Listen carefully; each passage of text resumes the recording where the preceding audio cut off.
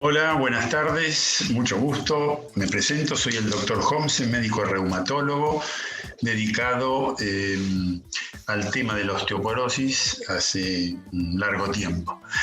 Bueno, dado que se celebra el Día Mundial de la Osteoporosis, hemos creído conveniente en nuestro grupo de trabajo tratar el tema de la manera más sintética posible.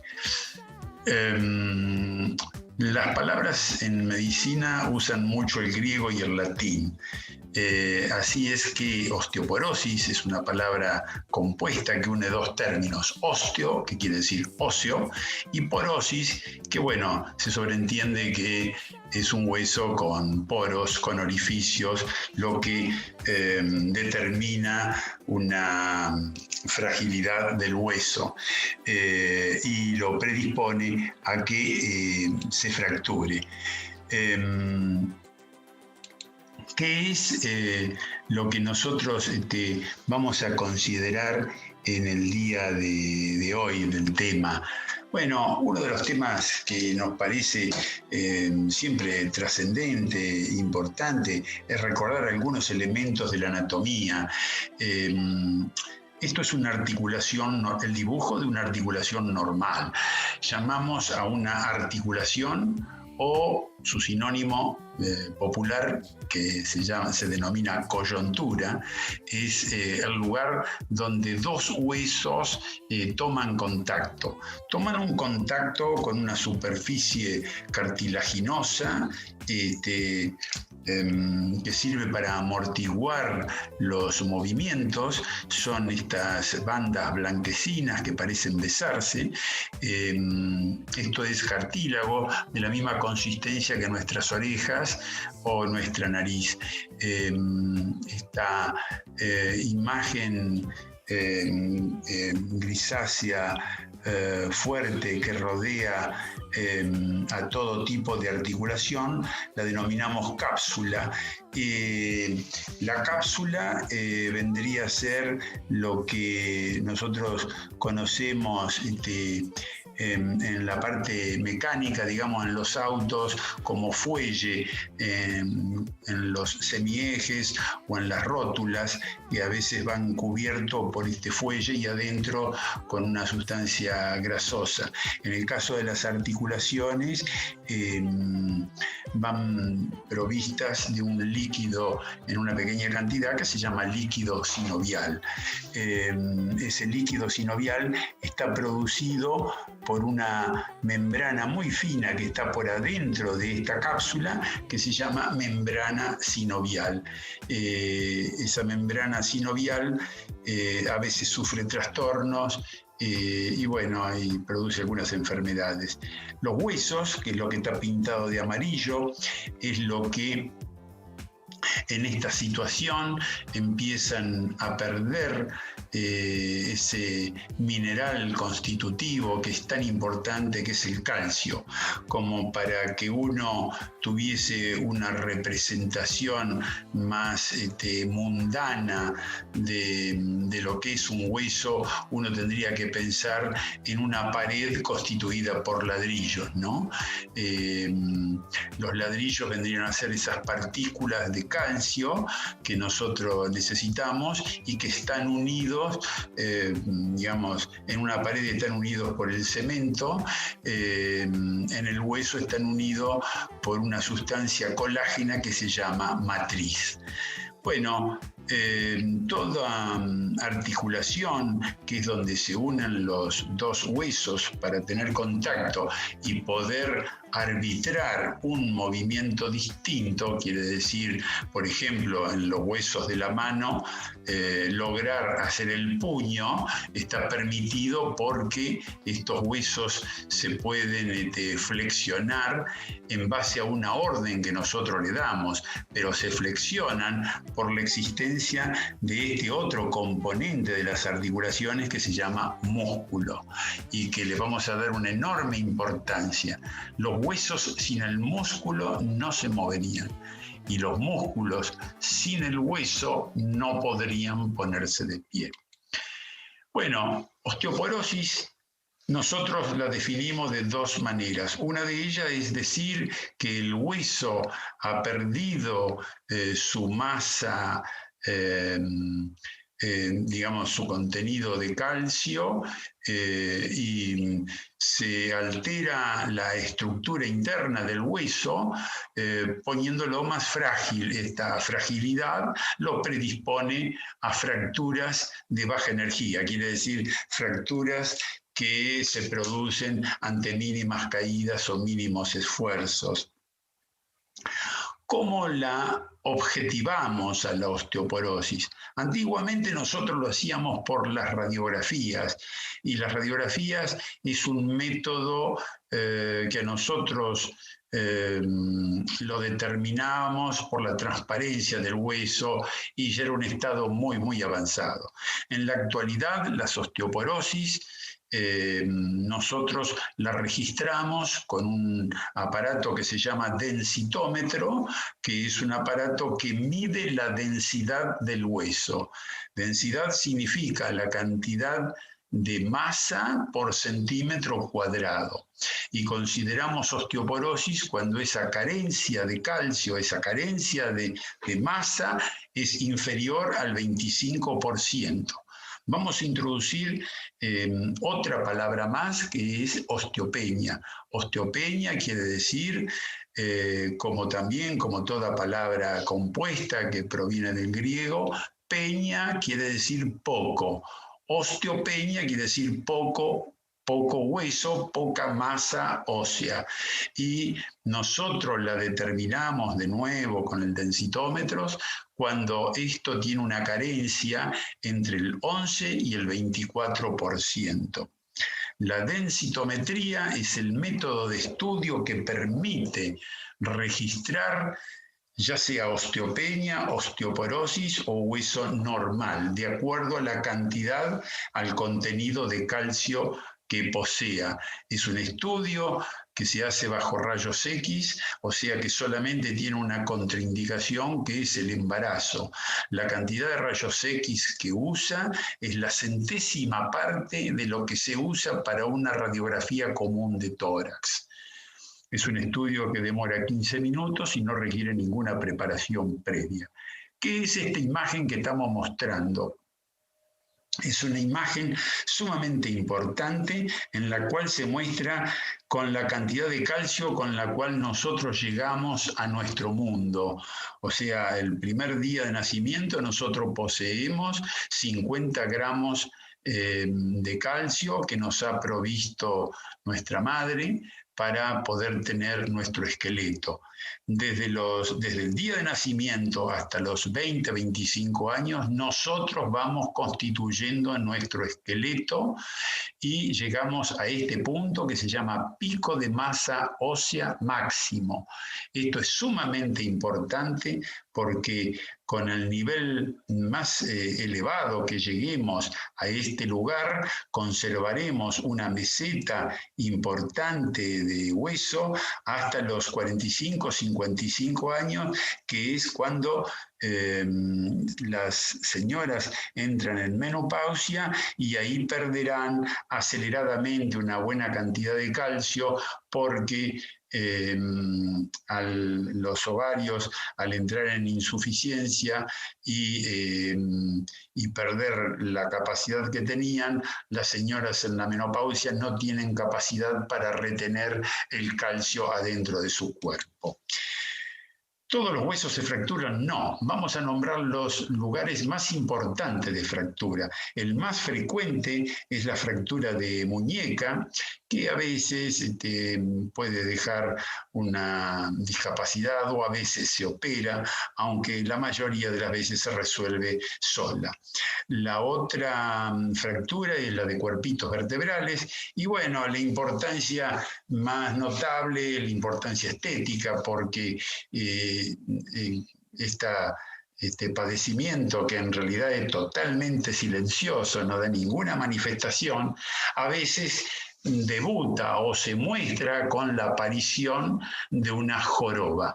Y la verdad que es un aspecto estético y a veces funcional de cierta importancia, y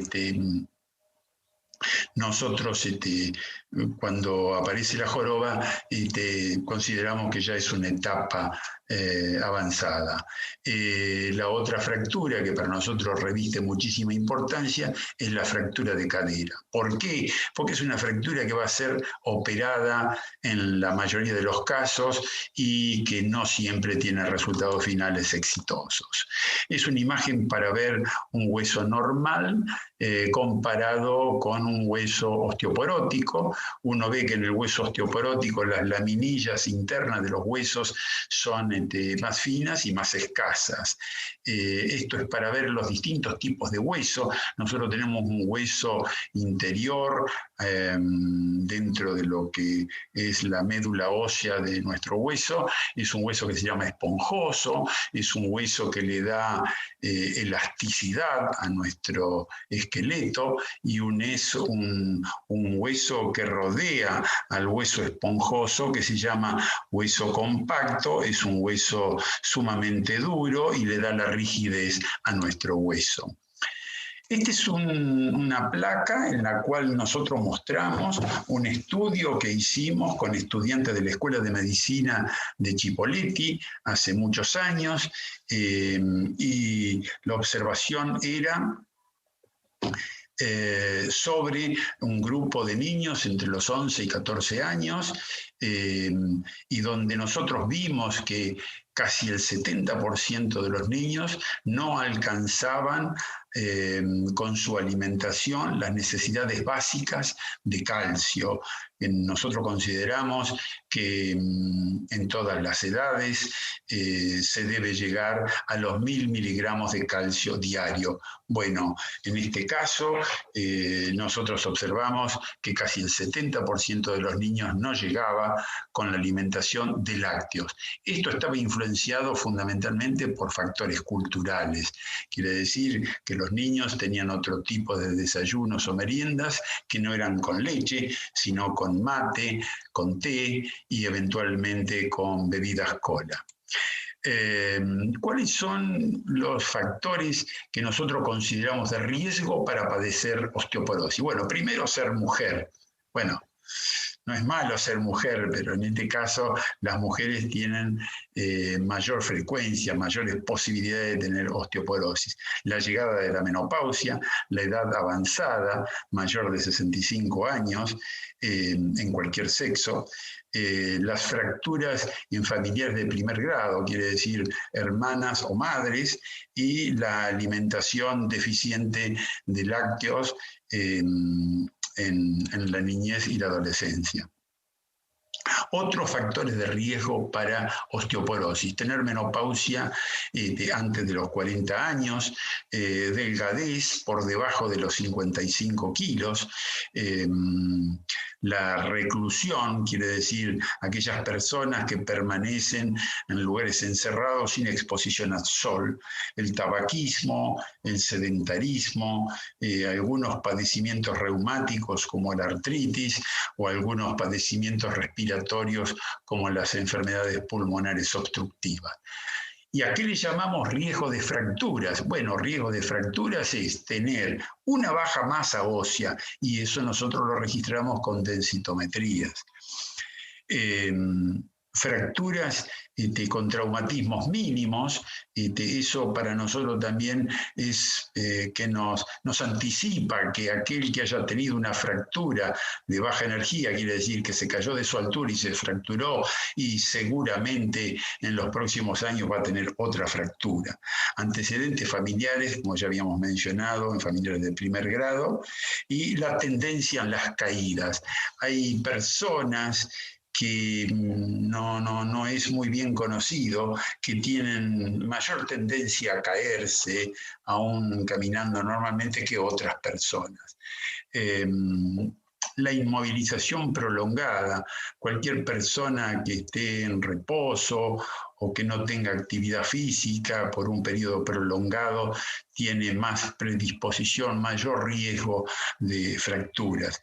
La disminución de la visión por su tendencia a las caídas, La falta de exposición solar también son riesgos como para que aumenten los riesgos de fracturas, y la sarcopenia. Acá introducimos otro término de muchísima importancia, otro término compuesto. Ya saben que peña quiere decir poco y sarco quiere decir carne. Nosotros llamamos sarcopenia a la pérdida de masa muscular. ¿Cómo estudiamos a las personas que tienen osteoporosis? Hacemos mínimos estudios de laboratorios muy elementales, y incluyendo las determinaciones de calcio y el contenido de proteínas. Fracturas y caídas. 90% de las fracturas están relacionadas con caídas, y estas caídas están relacionadas con debilidad muscular. Las personas mayores de 80 años, la mitad se cae una vez al año, y de estas caídas algunas quedan con injurias y otras quedan con fracturas. Para nosotros tiene mucha importancia la presencia de mareos en las personas. En estos casos nosotros recomendamos ejercicios, ya sea de ejercicios acuáticos si se pueden, y ejercicios desarrollados con kinesiólogos especializados en ejercicios para el equilibrio. ¿A quienes les solicitamos o les aconsejamos realizar una densitometría? En todas las mujeres mayores de 65 años les recomendamos hacer una densitometría. Aquellas mujeres menores de 65 años que tengan algún factor de riesgo para osteoporosis. Ya habíamos mencionado que los factores de riesgo para osteoporosis eran aquellos debidos a, no sé, delgadez, falta de exposición solar, bueno, distinto toma de corticoides. Bueno, después, aquellos adultos que tienen fracturas de baja energía, también nosotros les recomendamos hacer una densitometría, y también las condiciones asociadas a baja masa ósea, sobre todo la toma de medicaciones. Sarcopenia. Habíamos mencionado que sarcopenia era menor masa muscular.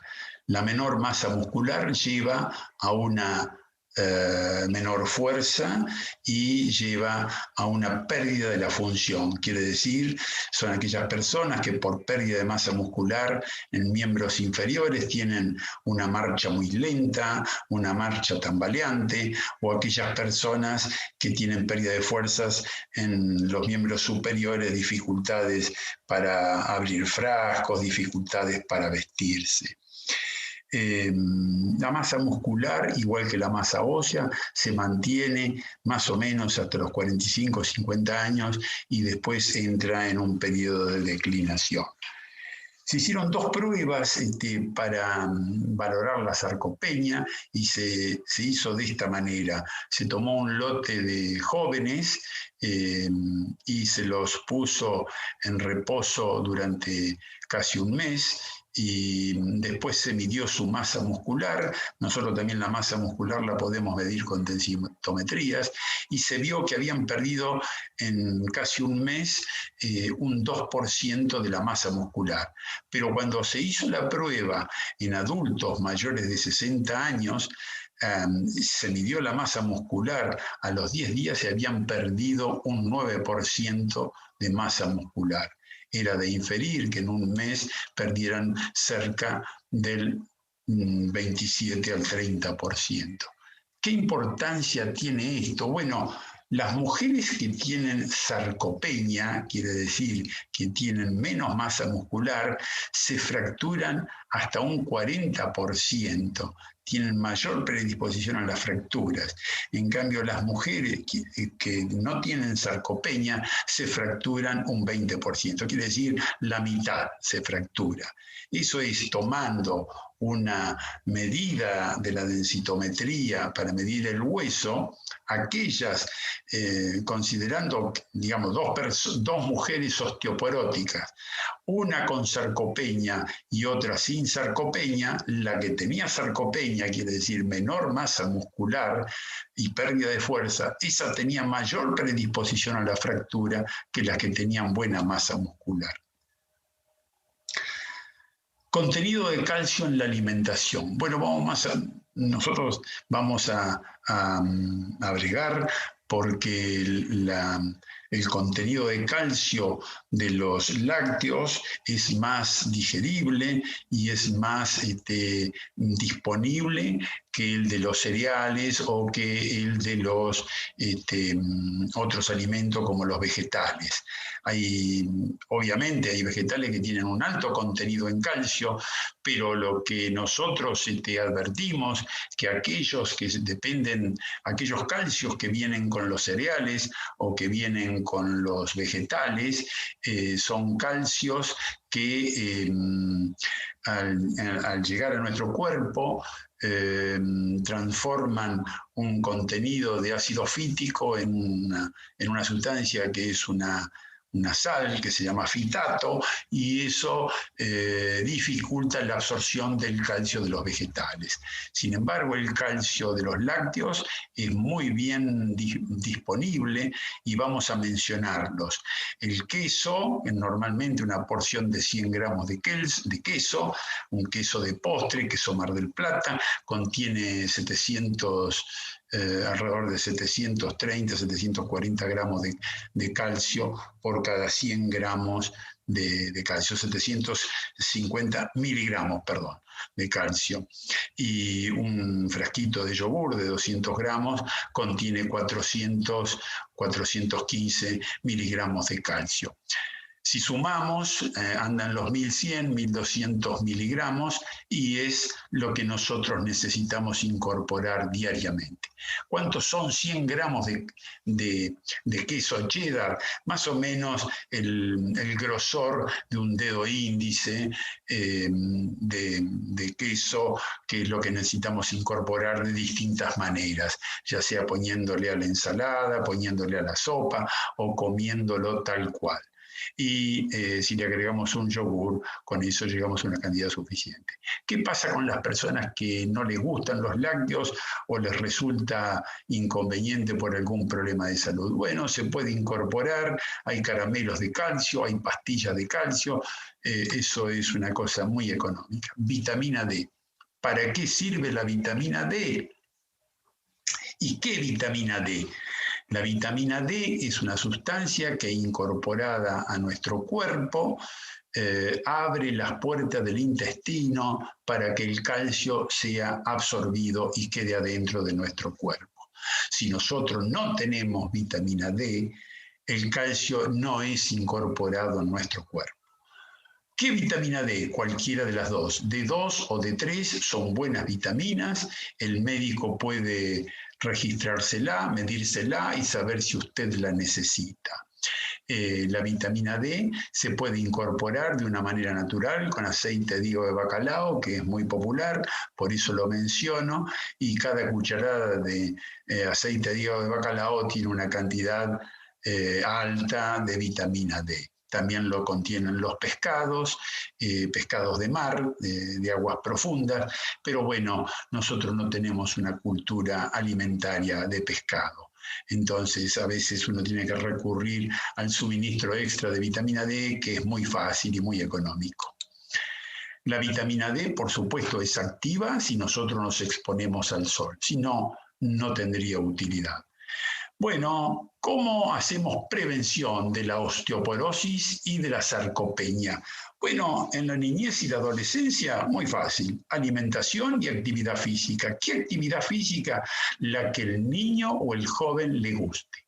Caminar, pasear, saltar, no sé, que haga lo que quiera, pero que se mueva y que reciba algún tipo de alimentación láctea. Y en la adultez, de nuevo, alimentación láctea, que no necesariamente tiene que ser con leche, ya lo dije, un buen aporte de vitamina D, todo esto sirve si se hace actividad física, si no, no sirve nada.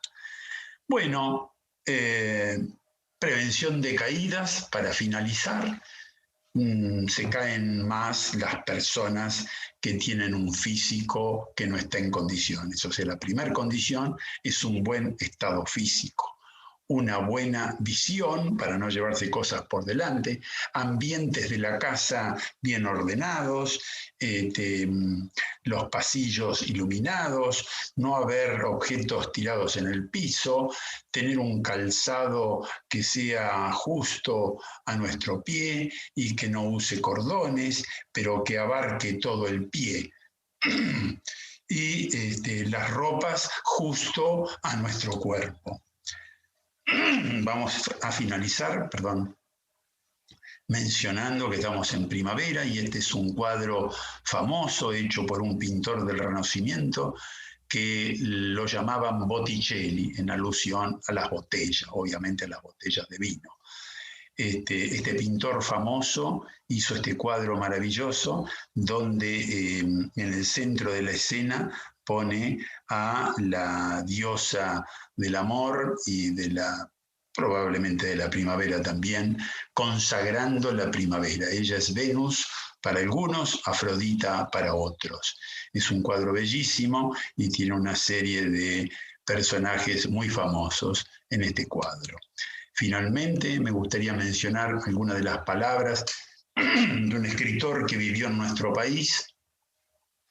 Se llamaba Saint-Exupéry y fue el escritor de uno de los libros más famosos de todos los tiempos, que se llamó El Principito. Decía Saint-Exupéry: yo creo que llegará el día en que el enfermo de no sé qué se abandonará a las manos de los médicos sin preguntar nada. Estos médicos le sacarán sangre, calcularán algunas variables, multiplicarán unas por otras y curarán este enfermo con una sola píldora. Sin embargo, si yo caigo enfermo, decía Saint-Exupéry, me dirigiré a un viejo médico de familia.